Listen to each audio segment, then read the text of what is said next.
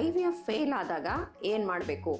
So I V F fail ಆದಾಗ ನಾವು ಮೊದಲು ಯಾವ ಕಾರಣದಿಂದ ಇದು ಫೇಲ್ ಆಗಿದೆ ಅನ್ನೋದನ್ನು ನಾವು ಚೆಕ್ ಮಾಡ್ಕೋಬೇಕಾಗತ್ತೆ.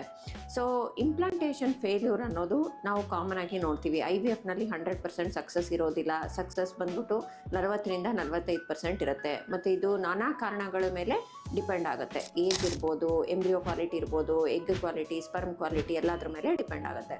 ಸೊ ನಾವು ಫಸ್ಟಾಗಿ ನೋಡ್ಕೋಬೇಕಾಗಿರೋದು ಎಂಬ್ರಿಯೋ ಕ್ವಾಲಿಟಿ ಯಾವ ರೀತಿಯಾಗಿತ್ತು, ಎಂಬ್ರಿಯೋ ಗ್ರೇಡ್ ಎ ಬ್ಲಾಸ್ಟೋಸಿಸ್ಟ್ ಇತ್ತೋ ಇಲ್ವೋ ಅಂತ. ಸೊ ಇದು ಗ್ರೇಡ್ ಎ ಬ್ಲಾಸ್ಟೋಸಿಸ್ಟ್ ಇದ್ದುಬಿಟ್ಟು ಕೂಡ ಫೇಲ್ ಆಯಿತು ಅಂತ ಹೇಳಿದ್ರೆ ಎಂಬ್ರಿಯೋ ಬಯಾಪ್ಸಿ ಅಂದರೆ PGTA ಬಗ್ಗೆ ನಾವು ವಿಚಾರ ಮಾಡಬೇಕಾಗತ್ತೆ.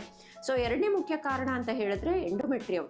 ಸೊ ಈ ಎಂಡೋಮೆಟ್ರಿಯಲ್ ಸೆಲ್ಸ್ನಲ್ಲಿ ಏನಾದರೂ ಸಮಸ್ಯೆ ಇದೆಯಾ? ಸೊ ಕಾಮನ್ ಆಗಿ ನಾವು ನೋಡೋದು ಯೂಟ್ರಸ್ ಲೈನಿಂಗ್ ಒಳಗಡೆ ಇರೋಂಥ ಇನ್ಫೆಕ್ಷನು. ಇದಕ್ಕೆ ನಾವು MUM1 ಅಂತ ಟೆಸ್ಟಿಂಗ್ ಮಾಡ್ತೀವಿ, ಮತ್ತು ಇರಾ ಅಂತ ಒಂದು ಟೆಸ್ಟಿಂಗ್ ಮಾಡ್ತೀವಿ.